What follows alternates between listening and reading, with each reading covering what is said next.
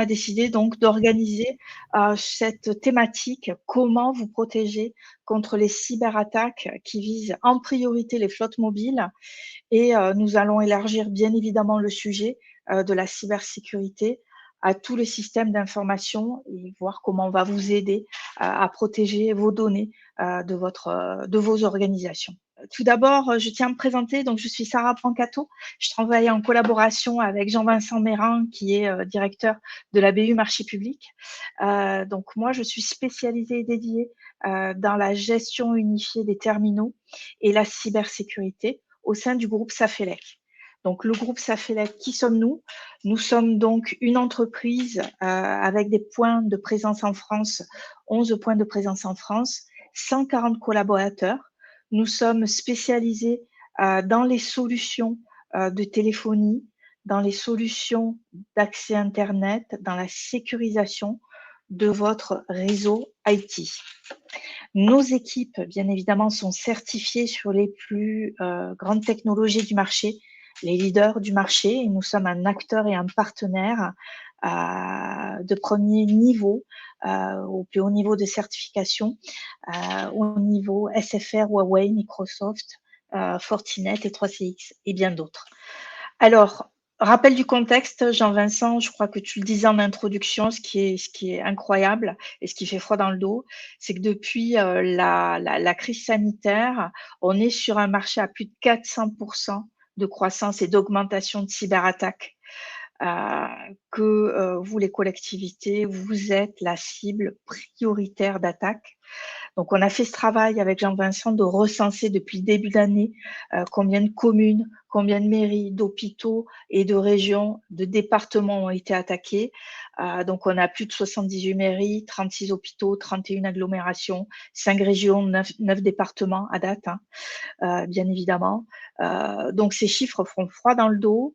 En revanche, le seul point positif, c'est que les attaques arrivent et sont lancées depuis une action de phishing, soit par email, soit par SMS. On a une réponse forte sur ce sujet pour vous aider justement à sécuriser et à contrer ce type d'attaque. Alors, la démarche Safelec côté cybersécurité, elle comprend toutes les composantes de votre système d'information.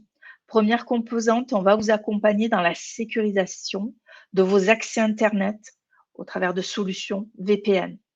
Dans la sécurisation, l'accès à vos réseaux Wi-Fi, dédiés à un réseau Wi-Fi invité par rapport à votre réseau Wi-Fi collectivité. L'accès à, bien évidemment, votre mobilité, à la gestion de vos terminaux mobiles. Ensuite, la partie, tout ce qui est gestion de vos hébergements de données, comment on va sécuriser vos données dans les hébergements, au travers également de vos plans de sauvegarde de vos données et de restauration de votre environnement. Et bien évidemment, on sera en capacité de vous accompagner sur la partie support utilisateur et infogérance pour mettre en œuvre toutes ces solutions de manière opérationnelle. Alors, côté mobilité, ce qui est très particulier, c'est qu'on a vraiment une complexité d'angle d'attaque qui est beaucoup plus important que sur la partie PC fixe. Les différents angles d'attaque sont déjà, premier point, les OS qui ne sont pas à jour. Un utilisateur ou une organisation, une collectivité qui ne gère pas les mises à jour de ses OS et de ses applications s'expose effectivement à des failles informatiques, à des failles qui peuvent prendre le contrôle du smartphone à distance. Donc ça, c'est important d'avoir une politique robuste de mise à jour des OS et des applications, ainsi que des navigateurs. D'avoir également une politique au niveau du réseau Wi-Fi, de façon à éviter les attaques man in the middle. Je me fais passer pour le réseau de la mairie XY ou le réseau de l'aéroport. Vous savez que les smartphones se connectent sur tous les réseaux publics. Et là, c'est important d'avoir une solution qui va sécuriter les accès au réseau Wi-Fi, même s'ils sont publics, de façon à pouvoir protéger vos données qui vont transiter dessus. Dernier point, c'est aussi la sécurisation des applications des stores publics et alternatifs, c'est-à-dire constituer votre catalogue d'applications que vous autorisez à vos utilisateurs pour y accéder et interdire l'accès, bien évidemment, aux stores alternatifs qui, quelquefois, sont truffés de malware. Dernier point que l'on voit récemment aussi apparaître, c'est tout ce qui est SIM swapping. Alors le SIM swapping, qu'est-ce que c'est? C'est un hacker qui va appeler votre opérateur, qui a vu votre numéro mobile sur les réseaux sociaux ou sur votre carte de visite, et cetera, qui va appeler votre opérateur et qui va dire: «Ben voilà, j'ai perdu mon smartphone, je souhaite qu'on me réactive une carte SIM». Alors bien évidemment, chez nous, au sein du groupe Safelec, on a une politique d'authentification du gestionnaire de flotte ou de l'administrateur qui fait qu'on ne va pas vous livrer et vous activer une carte SIM comme ça, mais quelquefois, dans les mailles du filet, ça peut passer. Alors bien évidemment, il se fait livrer une carte SIM, il l'active et usurpe complètement votre identité. Donc vous voyez que les angles d'attaque sont nombreux. On peut y accéder de différentes manières pour essayer de rentrer en contact, usurper votre identité et générer du service. Alors les premiers gestes simples et rapides à mettre en œuvre, c'est déjà un, former vos utilisateurs aux bonnes pratiques de sécurité mobile. Ça, c'est vraiment indispensable. Sensibiliser vos utilisateurs aux mails frauduleux, aux tentatives de rentrer en contact avec eux, quels que soient les moyens. Donc, pour vous aider dans cette démarche, on a constitué avec l'équipe marketing à destination des collectivités à la demande de Jean-Vincent, un guide pratique essentiel sur les bonnes pratiques pour sensibiliser vos utilisateurs que vous pouvez télécharger bien évidemment sur cette adresse, sur notre site web. On vous le met à disposition. C'est simplement des bonnes pratiques qui vont vous indiquer à vos utilisateurs qu'est-ce qu'un mot de passe robuste, comment on le crée. Deux, on ne le transmet pas à d'autres utilisateurs. Un mot de passe, c'est personnel, et cetera. Donc, il y a 10 bonnes pratiques sur lesquelles vous pouvez vous appuyer dessus pour vraiment former vos utilisateurs sur le sujet. Donc ça, c'est le premier point, la sensibilisation et la formation de vos utilisateurs. Le deuxième point, c'est adopter une solution MDM. Une solution MDM pour gérer votre flotte mobile, qu'est-ce qu'elle va vous apporter? Déjà, la possibilité en one click d'effacer les données à distance en cas de perte ou de vol d'un smartphone, d'une tablette, d'un élément mobile de votre organisation. Ainsi, vous protégez vos données. On va interdire la réinitialisation d'usine pour éviter aussi que l'appareil soit revendu sur des marchés de seconde main, et cetera. Ainsi, vous protégez vos données dès l'alerte de l'utilisateur ou dès que vous voyez que le smartphone ne répond plus. Vous allez, avec la solution, pouvoir imposer une politique de mot de passe robuste sur le smartphone avec un code de verrouillage également. Vous allez protéger vos données en les chiffrant et forcer les connexions Wi-Fi dans votre organisation, au sein de votre collectivité, en paramétrant, on le verra tout à l'heure, le SSID de votre organisation de manière automatique. Ainsi, vous savez que toutes les données, les actions transitent par votre réseau de manière sécurisée. Comme je vous le disais tout à l'heure, l'outil va nous permettre de paramétrer l'interdiction de téléchargement d'applications de sources inconnues. Vous savez, ces stores alternatifs sur lesquels effectivement il y a énormément de failles de sécurité. Il y a beaucoup de jeux, on a des applications en avant-première. En revanche, cela comporte une dangerosité pour votre organisation puisque ces applications sur les stores alternatifs peuvent, à votre insu, déjà aller capter des données du smartphone ou pire, être un malware et s'introduire dans votre système d'information. Dernier point, la solution de MDM va vérifier les mises à jour sur le parc. Donc, contrôler la bonne conformité, le dernier niveau de version au niveau des OS, au niveau des applications, ce qui va vous permettre effectivement d'avoir une politique sereine de gestion de vos mises à jour et éviter les failles de sécurité liées à ce sujet-là. Donc, on a vu que les bonnes pratiques, c'était sensibiliser vos utilisateurs, c'était avoir une solution de device management qui va vous permettre d'appliquer des politiques de gestion et de conformité par rapport à votre parc mobile, le MDM est à compléter par une solution de threat defense. Alors, qu'est-ce qu'une solution de threat defense pour le mobile? C'est un antivirus dernière génération qui va vous permettre de lutter contre les malwares, de lutter contre le phishing, d'apposer une sécurité sur votre Wi-Fi, c'est-à-dire que si jamais le Wi-Fi n'est pas de confiance et va attaquer le réseau Wi-Fi de votre smartphone, il va être bloqué. Il va sécuriser le surf mobile, et quand on sait que plus de 55% des utilisateurs travaillent et surfent depuis leur mobile pour accéder aux informations de vos organisations, etc. Ça peut être effectivement un vrai sujet, et va également protéger votre smartphone ou votre tablette contre toutes les failles de sécurité remontées par les acteurs du marché.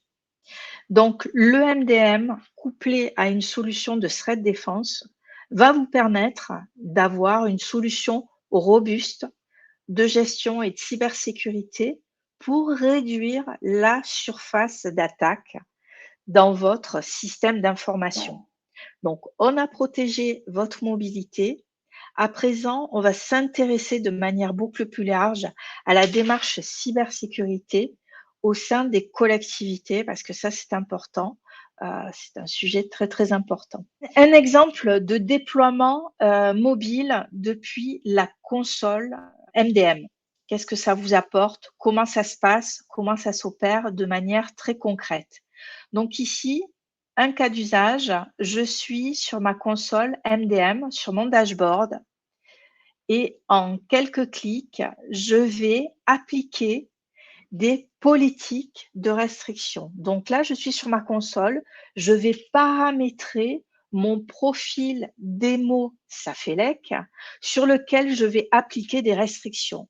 Je vais interdire l'utilisation de la caméra, interdire l'installation d'applications, interdire les captures d'écran, interdire séries et autoriser uniquement ces applications suivantes à mes utilisateurs. Donc, on va reconnaître Microsoft, on va reconnaître bien évidemment d'autres composantes, l'accès à mon CRM, l'accès à d'autres applications métiers que vous avez jugées.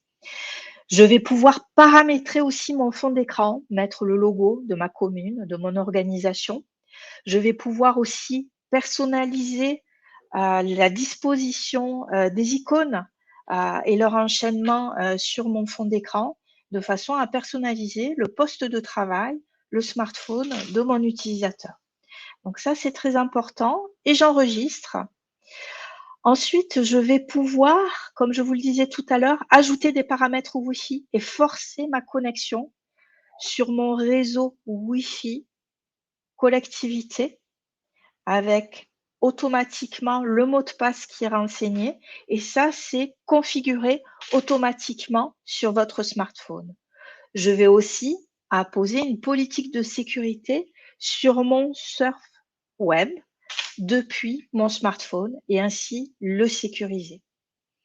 Donc ça, c'est important de voir en quelques clics. Vous voyez, l'interface est riche, mais je peux apposer une politique de sécurité et de gestion vraiment spécifique. Donc là, à présent que j'ai constitué ma politique de gestion et de sécurité, je vais la pousser sur l'exemple, sur mon smartphone, démo Safelec. Je vais pousser le profil et enregistrer sur mon iPhone.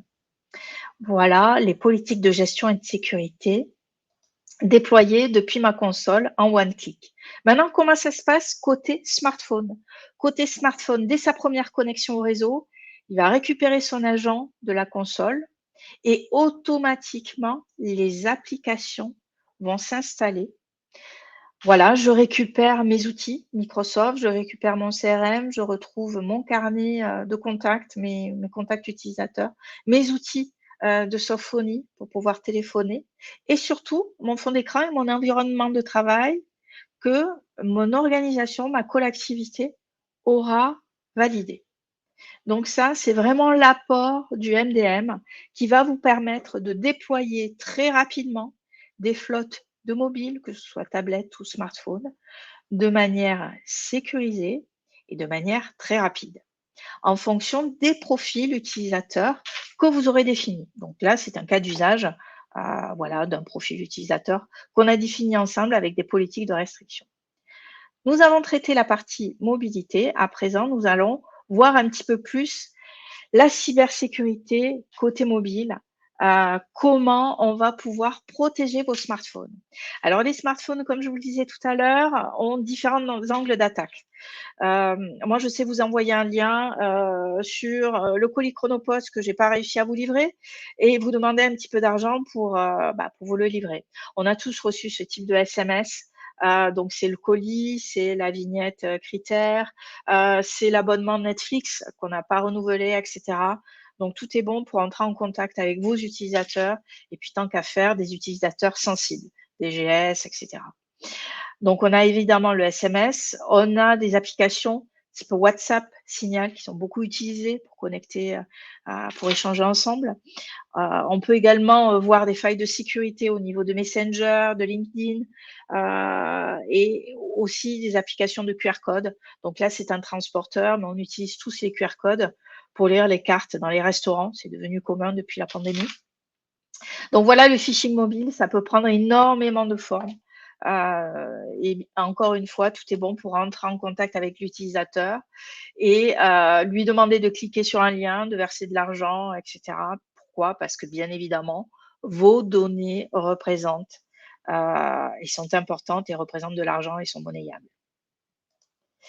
Alors, comment le threat defense va protéger votre mobile?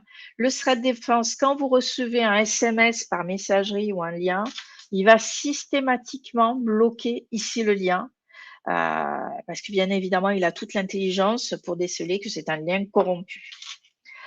Quand vous allez scanner un QR code, en l'occurrence là, c'est la carte vitale, on m'a demandé de mettre à jour mes coordonnées carte vitale. Dès que le threat defense va détecter que le site n'est pas de confiance, il va couper le lien et prévenir votre utilisateur que ce site n'est pas conforme à la politique de votre organisation et représente une dangerosité. Troisième sujet, c'est je vais surfer, je vais chercher de regarder une vidéo en streaming, etc., en toute bonne foi, parce que voilà, j'ai une rediffusion à visualiser, etc. Si c'est un site malveillant, le threat defense va systématiquement bloquer le domaine malveillant et votre utilisateur ne pourra pas accéder à la vidéo. Et par contre, il va être informé que le site est vraiment malveillant et contient du contenu qui n'est pas du tout conforme à votre politique de sécurité. Voilà, donc cas d'illustration, j'ai le MDM qui va me permettre de déployer, j'ai le threat defense qui protège. Alors, de manière plus globale, la démarche cybersécurité de Safelec, le premier fondement, c'est d'avoir une vision globale de votre infrastructure, de votre système d'information et d'aller déceler les vulnérabilités.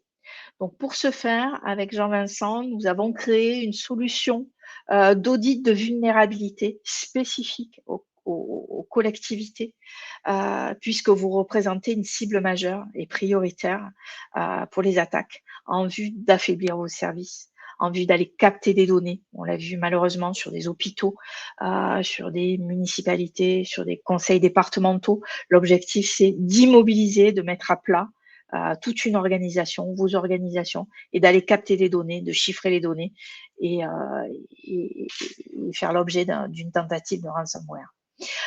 Donc, notre démarche s'appuie sur une photographie de votre existant. La photographie avec nos experts, avec nos propres outils, va nous permettre d'avoir une vision sur votre réseau, sur les failles de votre réseau, sur vos failles applicatives, sur vos failles sur les solutions de téléphonie, sur vos failles sur les serveurs, postes de travail, périphériques réseau et objets connectés. Une fois qu'on a analysé toutes ces failles, on va les classifier dans un rapport d'audit. Vous restituez ce rapport d'audit et bien évidemment, on va bâtir avec vous un plan d'action par rapport à ces failles de sécurité, urgentes, fortes, moyennes ou faibles. Donc ce pack de cybersécurité, il a été conçu et packagé en fonction du nombre de postes et du nombre de VLAN dans votre organisation. Donc on a défini une tranche de 10 à 100 postes, de 100 à 500 postes. Voilà, sous forme de pack, 3 500 €, 6 000 € l'audit, qui va nous permettre donc encore une fois de bâtir et d'avoir une bonne visibilité, de votre organisation et des failles potentielles. Ce qui va éliminer ce qu'on appelle, le shadow IT, c'est-à-dire les failles qui peuvent arriver de postes de travail ou d'éléments qui sont connectés à votre réseau, que l'on ne connaît pas, dont on n'a pas la connaissance, ni l'usage. Voilà. Une fois qu'on a réalisé ceci, bien évidemment, on va vous accompagner dans la sécurisation de vos accès internet vers et depuis l'extérieur, avec ce qu'on appelle un pack sécurité et éventuellement une solution de backup que l'on vous conseille systématiquement dans votre environnement. Ce pack sécurité a pour fonction d'être un firewall applicatif dernière génération qui va filtrer tous vos flux et vous protéger contre toute attaque antivirale, anti-malware. En plus, ça va vous apporter une visibilité applicative sur votre lien, savoir concrètement quelles applications consomment la bande passante, et cetera, et va vous permettre également de créer, un VPN pour tous vos utilisateurs externes, sur des sites distants ou en télétravail ou en connexion.